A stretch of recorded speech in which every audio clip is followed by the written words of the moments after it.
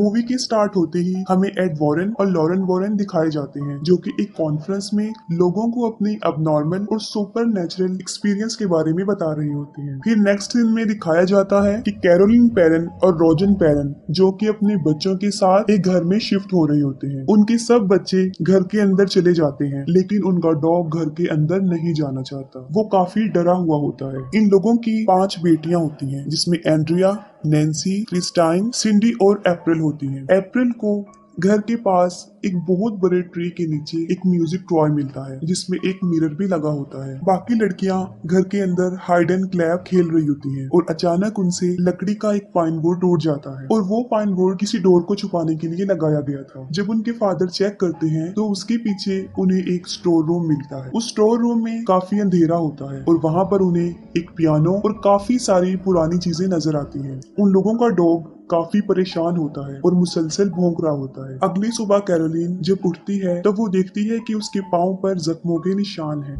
और उनके घर की सारी घड़ियां 3:07 पर रुकी होती हैं और उनकी बेटी अप्रैल को उनका डॉग बाहर मरा हुआ मिलता है। इसके बाद अगला सीन हमें एड वॉरेन के घर पे गोस्ट म्यूजियम में दिखाया जाता है। वहाँ एड के साथ एक प्रेस रिपोर्टर भी होता है। वहाँ पर वॉरेन प्रेस रिपोर्टर को ये बता रहा होता है कि इस म्यूजियम में जितनी भी चीजें हैं वो सारी जिन्नात की भूतों की हैं या उन्हें जादू टोनों में इस्तेमाल किया गया है और ये गोस्ट महीने में एक मर्तबा यहाँ आके प्रेयर करते हैं। फिर एड उन्हें एक एनाबेल डॉल के बारे में बता रहे होते हैं। वो बताते हैं कि इस डॉल में एक बहुत बड़ी शैतानी ताकत जिसने इसे अपना सोर्स बनाया हुआ है। इसके बाद फिर हमें वो फार्म हाउस दिखाया जाता है, जहाँ पर जैसे ही 3:07 होते हैं घड़ी वहीं पर रुक जाती है और ठीक उसी वक्त वो क्रिस्टीन जब अपने बेड पर सो रही होती है तब कोई जोर से उसका पाँव खींचता है और इसके साथ उसे बहुत गंदी स्मेल भी आती है। सिंडी को नींद में चलने की आदत होती है और वो नींद में चलते चलते एंड्रिया के रूम में चली जाती है और बहुत अजीब तरीके से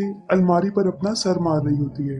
अगले दिन सुबह को कैरोलिन की बॉडी पर एक और जख्म का निशान दिखाई देता है। रॉजर जब घर से बाहर जाता है तब वो देखता है कि ट्री के ऊपर एक कबूतर मर के नीचे गिरा है। ये देखकर वो काफी हैरान हो जाता है और जाहिर है ये बात उस चीज की तरफ इशारा कर रही थी कि वहाँ पे किसी शैतानी ताकत का कब्जा है। और घर पर अप्रैल और कैरोलिन अकेले होते हैं। तब अप्रैल किसी से बात कर रही होती है, लेकिन वहाँ पर कोई भी मौजूद नहीं होता। फिर अप्रैल कैरोलिन को हाइड एंड क्लैप खेलने का कहती है और कैरोलिन उसे ढूंढते हुए जब एंड्रिया के रूम में जाती है, वहाँ पर अलमारी खुद ब खुद खुल जाती है। अलमारी में से हाथ को कोई बाहर निकाल कर क्लैप करता है।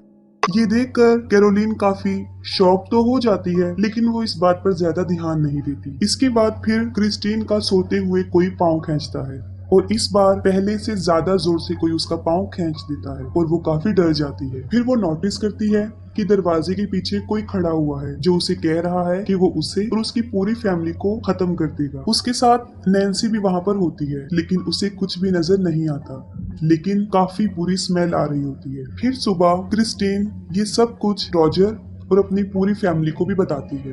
कैरोलिन को दिखाया जाता है और अब उसकी बॉडी पर कई जगह पर जख्मों के निशान होते हैं। तभी उसे बच्चों के खेलने की आवाजें आती हैं। तब वो उन्हें चेक करती है, लेकिन सब बच्चे अपने रूम्स में सोए होते हैं। फिर अचानक से वहाँ पर एक अजीब चीज होना शुरू हो जाती है। घर के सारे फोटो फ्रेम्स खुद ब खुद नीचे गिर जाते हैं और सबके सब टूट जाते हैं। इसके साथ ही कैरोलिन को एक लड़की की आवाज आती है। वो उसकी आवाज को फॉलो करती है। जब वो बेसमेंट के पास पहुंचती है तब खुद ब खुद बेसमेंट का डोर ओपन हो जाता है। कैरोलिन बेसमेंट में जाकर जब वहां से भागने की कोशिश करती है तब उसके डोर खुद ब खुद बंद हो जाते हैं। कैरोलिन सीढ़ियों से नीचे गिर जाती है। तभी उसकी तरफ कोई एक बॉल फेंकता है। कैरोलिन फिर से भागने की कोशिश करती है, लेकिन अब वहाँ पर काफी अंधेरा हो जाता है। फिर कैरोलिन माचिस की तीली जलाकर वहाँ देखती है तब पीछे से कोई लड़की उसे डरा रही होती है और साथ साथ क्लैप कर रही होती है। कैरोलिन वहीं फंस जाती है और सिंडी एंड्रिया के रूम में पहुंचकर फिर से अलमारी पर अपना सर पटक रही होती है। एंड्रिया ये देखकर सिंडी को अपने साथ सुला लेती है। तभी अचानक से उस अलमारी का डोर खुद ब खुद ओपन हो जाता है। एंड्रिया उस अलमारी को खोलकर चेक करती है, तब उस अलमारी के ऊपर एक औरत का गोश्त बैठा होता है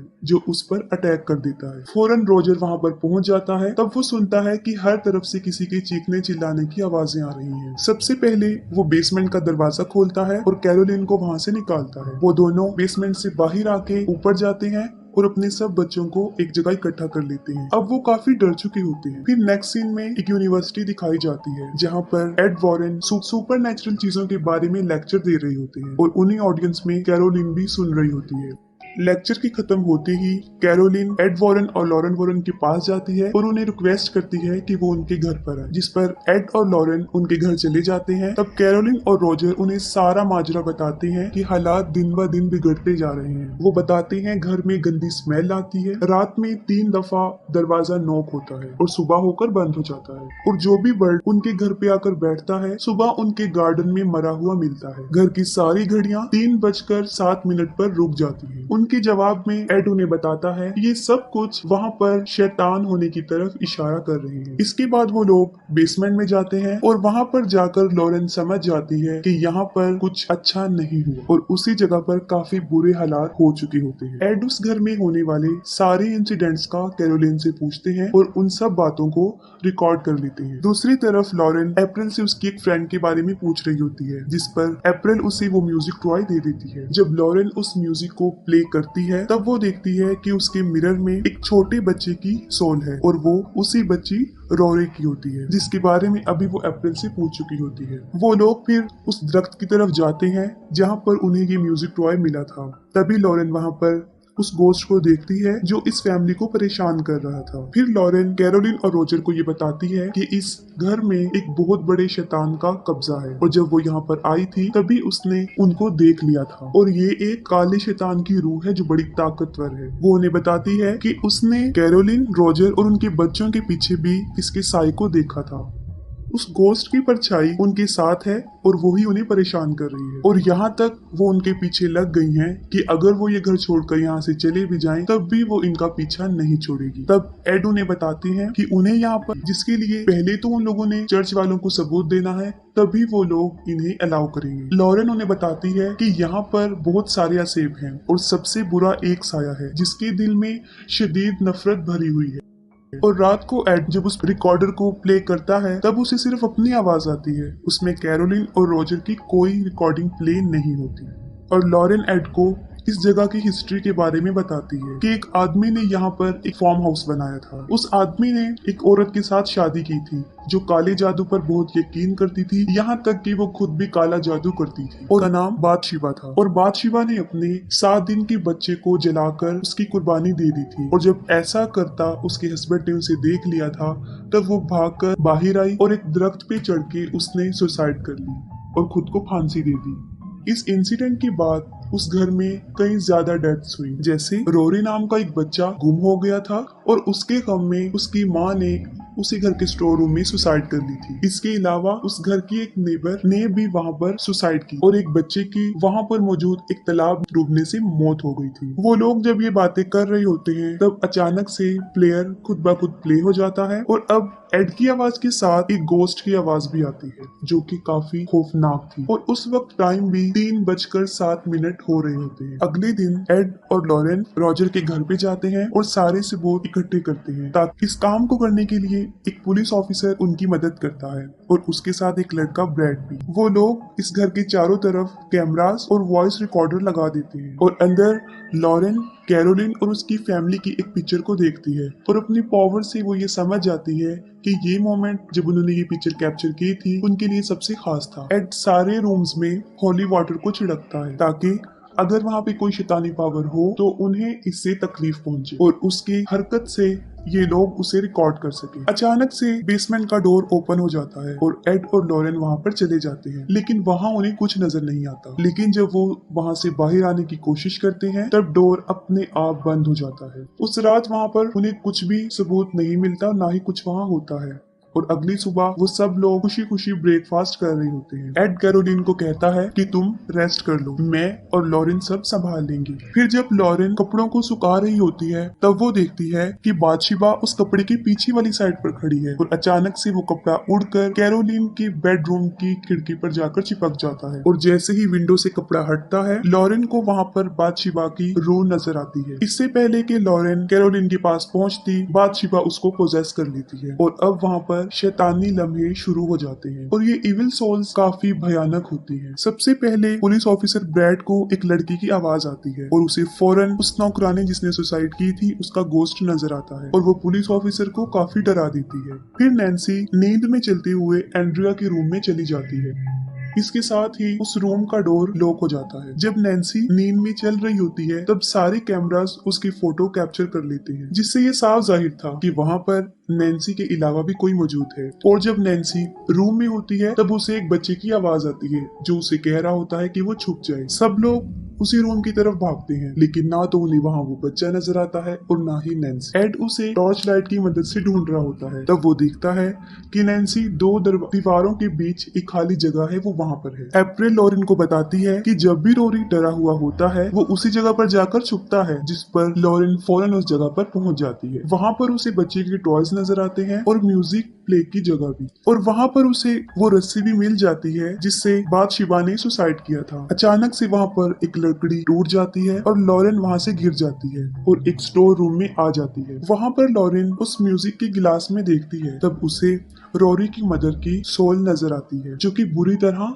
रो रही होती है। रोरी की मदर का गोस्ट लॉरेन को कहता है कि उसने उससे ऐसा करवाया था, और ये कहते ही वो वहाँ से गायब हो जाती है। और वहीं पर बादशिबा का गोस्ट भी होता है जो लॉरेन को काफी डरा देता है, और जब वो वहाँ से भागने लगती है तो वो उसके गले की चेन को खींचकर पीछे की तरफ लाती है। वो लॉकेट टूटकर वहाँ गिर जाता है जो उसे उसकी बेटी ने दिया था। लॉरेन की बेटी का नाम जूडी होता है जिसमें उसकी पिक्चर भी लगी होती है। लॉरेन भाग कर बाहर आती है और वो सबको बताती है कि ये बुरी परछाइयां सिर्फ माँ पर ही हावी होती है और माँ के हाथों ही उसके बच्चे की जान ले लेती है। वो उन्हें बताती है कि अब वो कैरोलिन को पोजेस कर रही है और उसकी बॉडी पर जो जख्मों के निशान है इसकी भी ये गोस्ट ही वजह है। अचानक से सारे क्रॉस जमीन पर गिर जाते हैं और नैन्सी को कोई ताकत उसके बालों से पकड़ती है और उसे इधर उधर मारना शुरू कर देती है, लेकिन वो लोग नैन्सी को बचाने में कामयाब हो जाते हैं। वो लोग इस घर को छोड़ने का फैसला कर लेते हैं, जिस पर एड रॉजर को बताता है कि ये सब कुछ वो और फिर इस घर का एग्जॉर्सिज्म करेंगे। इसी दौरान लॉरेन को अपनी बेटी जूडी की आवाज आती है और वो देखती है कि तालाब में उसकी डेड बॉडी है। ये देखकर लॉरेन काफी डर जाती है। वो अपनी बेटी के लिए काफी परेशान हो जाती है और एड को भी इस बारे में बताती है कि ये हमारे लिए भी एक इशारा है। अगले दिन लॉरेन और एड फादर को उस घर में होने वाले वाकयात के बारे में बताते हैं और सारे सबूत भी दिखाते हैं, और उनके पास वो पिक्चर भी होती है जब नैन्सी नींद में चल रही होती है, और उस वक्त वहाँ पर नैन्सी के साथ रोरी की सॉल भी खड़ी होती है, जिसके लिए फादर उन्हें ये कहते हैं कि इन लोगों को मजीद आगे से परमिशन लेनी होगी क्योंकि ये लोग कैथलिक नहीं है। फिर हमें लॉरेन एड की बेटी जोडी दिखाई जाती है और वो बादशिबा का गोस्ट उसके लॉकेट के जरिए उस बच्ची के पास पहुंच जाता है। तभी वो जूडी का पाँव खींचती है जिससे वो जाग जाती है और काफी डर जाती है और अपने मदर और फादर को ढूंढते हुए अपने रूम से बाहर आ जाती है। और यहाँ पर हम ये भी देखते हैं कि उनके उस गोस्ट म्यूजियम में वो अनाबेल डॉल नहीं है, जिससे जूडी काफी डर जाती है। और उसी वक्त वहाँ पर बादशिबा नजर आती है जिसकी गोद में वो अनाबेल डॉल बैठी होती है। बादशिबा जूडी को डराती है और उसे नुकसान पहुंचाने की कोशिश भी करती है, लेकिन बिल्कुल ठीक वक्त पर एड और लॉरेन वहां पर पहुंच जाते हैं और अपनी बेटी की जान बचा लेते हैं। और दूसरी तरफ कैरोलिन अप्रैल और क्रिस्टाइन को अपने साथ कहीं पर लेकर जा रही होती है, और जैसे इस बात का रोजर को पता चलता है वो फौरन एड को इन्फॉर्म करता है। लॉरेन उसे बताती है कि वो अपने बच्चों को लेकर उस घर में जा रही है क्योंकि ये सारी शैतानी ताकतें माओ पर अपना असर जमाकर उनसे अपने बच्चे की डेथ करवाती है। और ये सब लोग दोबारा उस घर में चले जाते हैं। जैसे ही ये लोग वहाँ पर पहुँचते हैं तब कैरोलिन क्रिस्टाइन को मारने वाली होती है, लेकिन वो लोग क्रिस्टाइन को बचा लेते हैं और उसे कार में बिठा देते हैं। अप्रैल इस इंसिडेंट को देखकर काफी डर जाती है और किसी जगह पर जाकर छुप जाती है। और जब वो लोग कैरोलिन को घर से बाहर निकालने की कोशिश करते हैं तब वो गोस्ट उसको नुकसान पहुंचाने की कोशिश करता है और कैरोलिन को बाहर जाने नहीं देती। और लॉरेन फौरन समझ जाती है कि अगर कैरोलिन बाहर चली गई तो वो गोस्ट इसको जान से मार देगा, और वो शैतान कैरोलिन को खींचकर फिर से स्टोर रूम में ले जाता है। वो लोग स्टोर रूम में जाकर कैरोलिन को कंट्रोल करने की कोशिश करते हैं, लेकिन ये शैतान काफी पावरफुल होता है और उसकी हालत काफी खराब कर चुका होता है, जिससे उसे कंट्रोल में करना कोई आसान बात नहीं थी। और दूसरी तरफ वो पुलिस ऑफिसर घर में अप्रैल को ढूंढ रहा होता है। कैरोलिन किसी के भी कंट्रोल में नहीं आती और वो एक एक करके सब पर अटैक कर देती है। वो लोग कैरोलिन को एक चेयर से बांध देते हैं और उसकी हालत देखकर एड ये डिसीजन लेता है कि वो फौरन इस जगह जैसे ही एड एग्जॉर्सिज्म स्टार्ट करता है, ये शैतान यानी बादशिबा कंट्रोल से बाहर हो जाता है और वहां पर शैतानी ताकतें और पावरफुल हो जाती हैं। लेकिन एड नहीं रुकता और वो एग्जॉर्सिज्म के वर्ड्स को मुसलसल बोलता रहता है और फिर हमें एक अजीब मंजर दिखाया जाता है कि वो शैतान ये उस चेयर को हवा में उछाल देता है और साथ ही उस कुर्सी को नीचे गिरा कर उस कुर्सी को भी तोड़ देता है और इससे कैरोलिन की सारी रस्सियां खुल जाती हैं और वो एड को मुख्तलिफ तरीकों से मारने की कोशिश करती है और उसी दौरान थॉमस को भी अप्रैल मिल जाती है और जैसे ही कैरोलिन को पता चलता है कि अप्रैल कहाँ पर छुपी हुई है, वो उसे मारने के लिए उसकी तरफ बढ़ती है। लेकिन इससे पहले कि कैरोलिन उसे मारती, एड वहां पर पहुंचकर एग्जॉर्सिज्म कंप्लीट करता है और एड बादशिबा को कसम देता है जिससे वो मानती है कि वो वहां से वापस चली जाए। लेकिन अभी भी वो शैतान कैरोलिन पर हावी होता है और तब लॉरेन और रॉजर उसकी मदद करते हैं। वो लोग कैरोलिन को उसकी फैमिली और उसकी बच्चों की यादों के सहारे उसे पावरफुल बनाते हैं ताकि वो इस गोस्ट का मुकाबला करे और एट लास्ट कैरोलिन की फैमिली और उसके बच्चों का प्यार उसके लिए जीत जाता है और वो शैतानी गोस्ट कैरोलिन को मजबूरन छोड़कर वहां से चला जाता है और कैरोलिन भी अपनी नॉर्मल हालत में वापिस आ जाती है। वो लोग फिर से अपनी जिंदगी हंसी खुशी गुजारने लगते हैं और अप्रैल लॉरेन को उसका लॉकेट उसे वापस देती है और एंड सीन में एड उस म्यूजिक प्लेयर को अपने म्यूजियम में रख देते हैं और इसके साथ ही मूवी एंड हो जाती है।